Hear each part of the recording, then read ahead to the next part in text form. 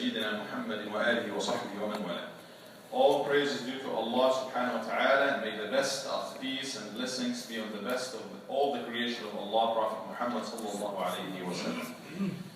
الليلة مع إكرمة بن Abi-Jahl. Tonight we go over the story of Ekremak, the son of Abu Jahl. Abu Jahl is the worst enemy of Islam, the worst enemy of the Prophet ﷺ. His name is Amr, Abu al-Hakam. Kunya is Abu al-Hakam, Amr ibn Hisham. But Muslims call him, or Rasul ﷺ and Muslims call him Abu Jahl, like the father of ignorance, because everybody knows who is Abu Jahl. His main job, even though he came from a great family, Bani Makhzum, but subhanallah, Allah subhanahu wa ta'ala didn't decide hidayah for him, and he, out of arrogance, decided to be the enemy of Islam. Because he knew the Prophet ﷺ was a prophet, and we talked about this when we dealt with the seerah of the Nabi ﷺ, but he was taking it out of arrogance. So his son, because at this time a tribal system, definitely, the son by default would support his father. Even though he was a brilliant person, his friends like Sa'd ibn Abi Waqqas, Mus'ab ibn Umayr, people in the same level like him, came from a very noble family. They all accepted Islam because Islam makes sense for everybody. But out of supporting, out of this tribal thing, out of this family thing, Ekremak supported his father, hamiyatan, just because he is his father, and this is the track that he decided to go through. He was around close to 40, late upper 30s when the Prophet ﷺ wrote his message, close to the Prophet ﷺ in age, and he was helping his father, doing everything against Muslims and Islam and the Prophet ﷺ, all the Meccan period. And now the first war after the migration, Ghazwat Badr, after people knew that the reason they were coming, they're sent out of Mecca for, which is to protect their caravan, and their caravan was safe. It was almost a consensus of everybody, let's go back, we don't want to get to such an encounter for no reason.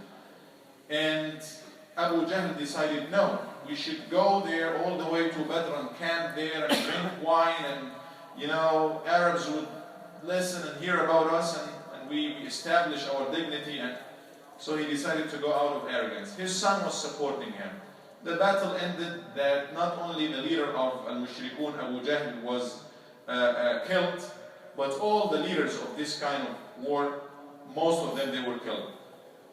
Now it took it came to a different level. Ekremak was taking it in the beginning just to support his father. He was not like, he was just supporting his father. But now, and he was in this battle, he saw his father being killed, he became even worse in his animosity against Islam and so on.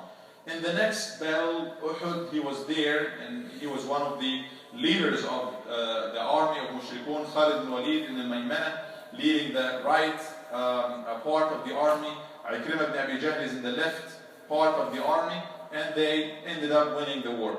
In Ghazwat al-Khandaq, all the people came against Islam and Muslims in Medina, and the trench was there, and they were there for like a month. And they didn't have even the chance to get to encounter Muslims, with the exception of very few people, of the strong people, young people who decided to jump from a certain area. They jumped to the other side. A few of them, Ekremak was one of them.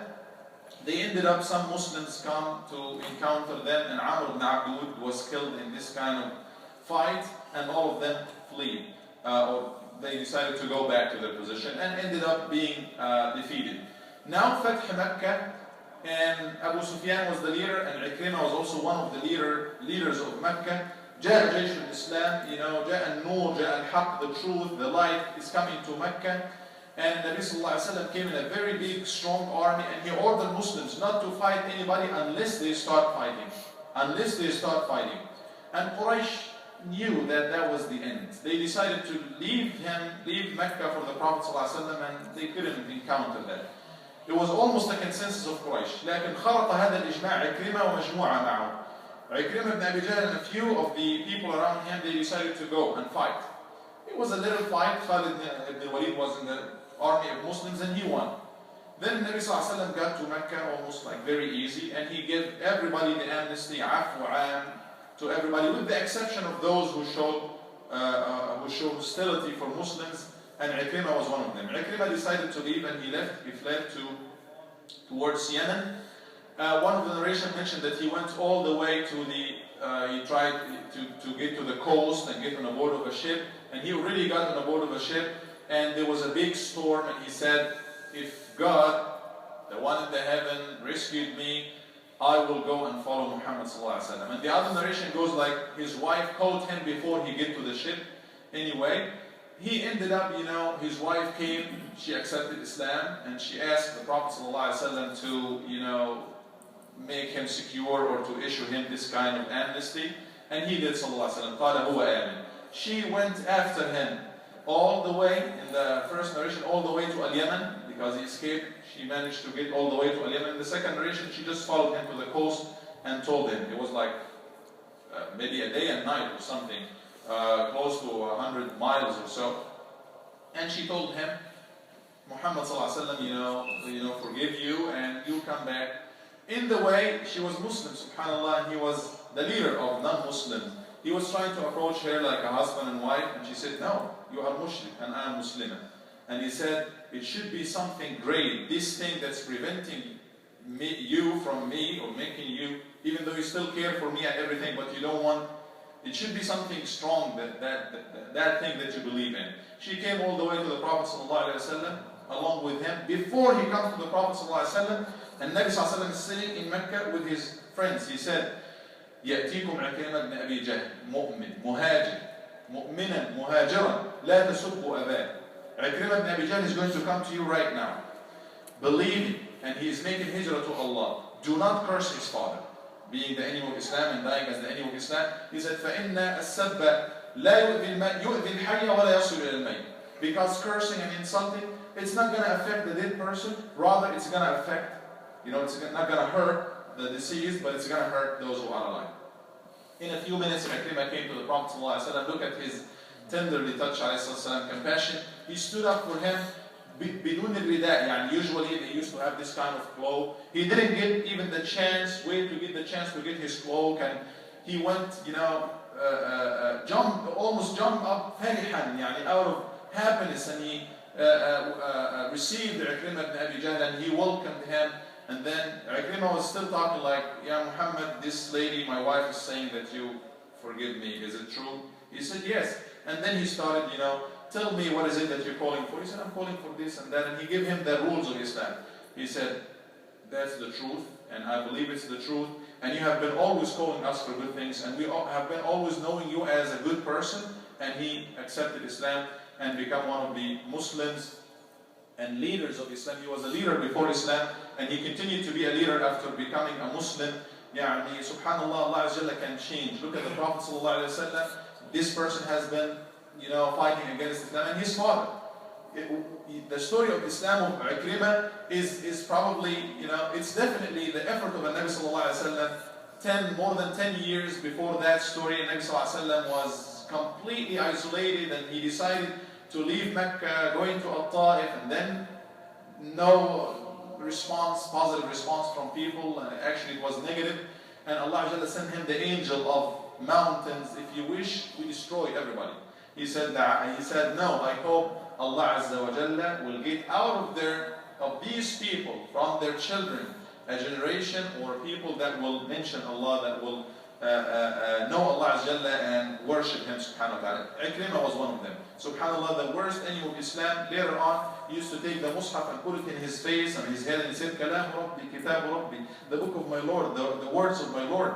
And he died again, في معركة اليرموك, a few years after that, being one of the leaders of Islam. Khalid ibn Walid saw him, he broke the cover of his sword, the leash or something, and he went like deep into the lines of Romans, and Khalid told him, don't do it, that will be a great loss for Muslims. You are a strong person, we need you. He said, well, he promised the Nabi Sallallahu Alaihi Wasallam after he accepted Islam, by Allah, Ya Rasulullah, I would not leave, like every time I spend anything against Islam, for sadda an sabilillah, I promise you, and I swear by Allah, I will spend double it to support Islam. And for every time I stood against you, Ya Rasulullah, I promise and I swear by Allah, I will stand for you, fighting for you and for your religion. And he did it, and he went to the Sufuf al-Rum. At the end of the battle, they found 3 of the strongest people of Islam, Al-Harith ibn Hisham, Ayyash ibn Abi Rabi'a, and Ekremak ibn Abi-Jahl.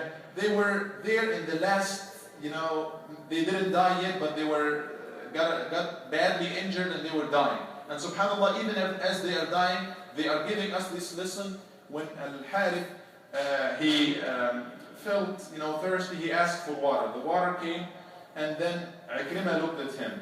He said, well, before he get the water, he said, give it to Ekremak. He's looking at it, give it to him. They passed it to Ekremak. Ekremak was taking it to drink, and the third person, Ayyash, was looking for it, or just looked at him. He said, give it to him before me. They got it to Ayyash. By the time they got to Ayyash, he passed away, shaheed and rahimahullah. They got it back to his 2 friends, they passed away. 3 of them died without even drinking from the water, out of ithar, preferring others over themselves.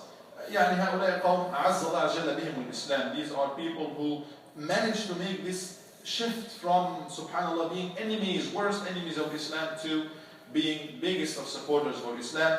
بجهد النبي عليه الصلاة والسلام, by the effort of the Prophet عليه الصلاة والسلام, by the effort of the other sincere Sahabah. So inshallah, let's try to make a difference, first of all in our life, and in the life of communities around us, inshallah, by doing what we are supposed to do, and then the efforts, Allah Azza wa Jalla will take care of them. رحمة الله عز وجل ورضوان على عكرمة وعلى سائر أصحاب النبي صلى الله عليه وسلم وعلى المسلمين، ونسأل الله عز وجل أن يحيينا على خطاهم. آمين. جزاكم الله خير، وصلى الله على سيدنا محمد وآله وسلم.